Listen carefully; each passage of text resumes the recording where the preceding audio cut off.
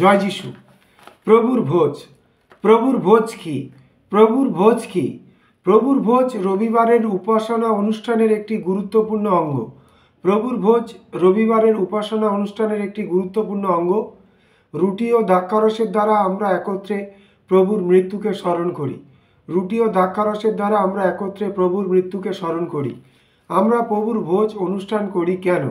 আমরা প্রভুর ভোজ অনুষ্ঠান করি কেন? কারণ প্রভু যিশু বলেছিলেন, আমরা যতবার প্রভুর ভোজে অংশ নিই তার আগমনের পূর্ব পর্যন্ত তার মৃত্যুর বিষয়ে প্রচার করি। কারণ প্রভু যিশু বলেছিলেন, আমরা যতবার প্রভুর ভোজে অংশ নিই তার আগমনের পূর্ব পর্যন্ত তার মৃত্যুর বিষয়ে প্রচার করি। 1 করিন্থীয় 11:26 পদ।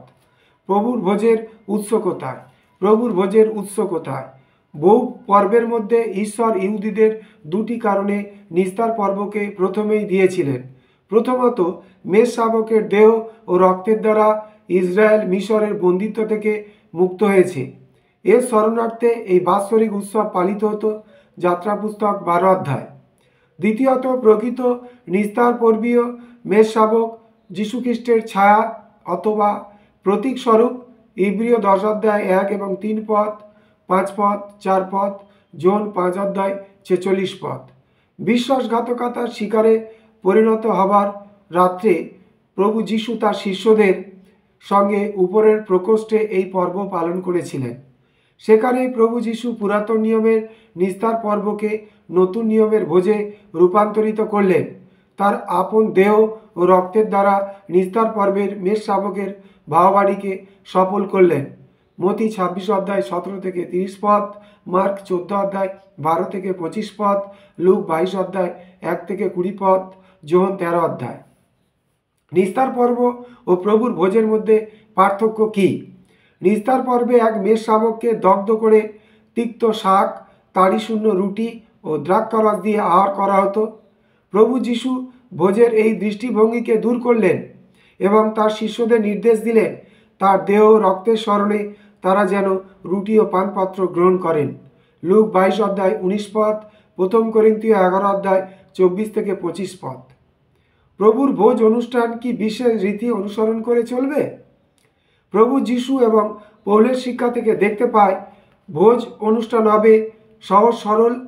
অন্য খ্রিস্ট বিশ্বাসীদের সঙ্গে ভোজন করতে হবে। ভোজনের পূর্বে হৃদয়কে যাচাই ও প্রার্থনা করতে হবে। 1 করিন্থীয় 11 অধ্যায় 28 পদ। ভোজন হবে এক সুরে বাঁধা সমবেত বিশ্বাসীদের মধ্যে। 1 করিন্থীয় 11 অধ্যায় 33 পদ। যে কোনো ব্যক্তি কি ভোজে অংশ নিতে পারে? না, যারা পরিত্রাণ লাভ করেনি তাদের জন্য এই ভোজ নয়।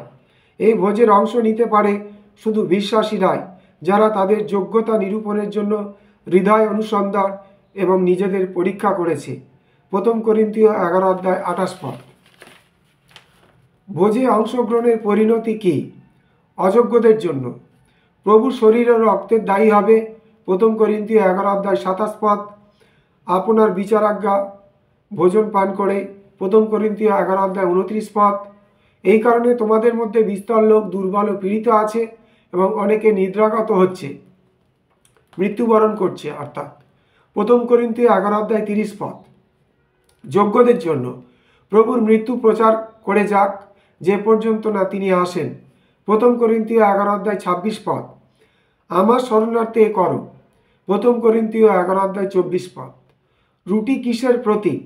ভগ্ন রুটি প্রভু যীশুখ্রিস্টের দেহের প্রতীক, যে দেহ তিনি ক্রুশের উপর দান করেছিলেন। শাস্ত্রবাক্য থেকে দেখতে পাই প্রভু যীশু তার দেহে আমাদের ব্যাধি সকল বহন করলেন। মতি 8 অধ্যায় 17 পদ, 1 পিতর 2 অধ্যায় 24 পদ, 1 পিতর 2 অধ্যায় 24 পদ, মতি 8 অধ্যায় 17 পদ। পৌল বলেছিলেন, করিন্থের বহু খ্রিস্ট বিশ্বাসী ছিল দুর্বল ও রোগগ্রস্ত এবং এমনকি কয়েকজন মৃত্যুমুখে পতিত হয়েছিল, কারণ রুটি গ্রহণ করার সময় তারা এর অর্থ উপলব্ধি করতে পারেনি। আমাদের সুস্থতার জন্যই খ্রিস্টের দেহ প্রদত্ত হয়েছিল। দ্রাক্ষারস কিসের প্রতীক? দ্রাক্ষারস কিসের প্রতীক? দ্রাক্ষারসের পানপাত্র প্রভু যীশুখ্রিস্টের রক্তের প্রতীক। দ্রাক্ষারসের পানপাত্র প্রভু যীশুখ্রিস্টের রক্তের প্রতীক, যে রক্ত পাপ স্খলনের জন্য কালভেরিতে পতিত হয়েছিল। 1 করিন্থীয় 11 অধ্যায় 25 পদ ইব্রিয় 9 অধ্যায় 12 পদ। জয় যিশু।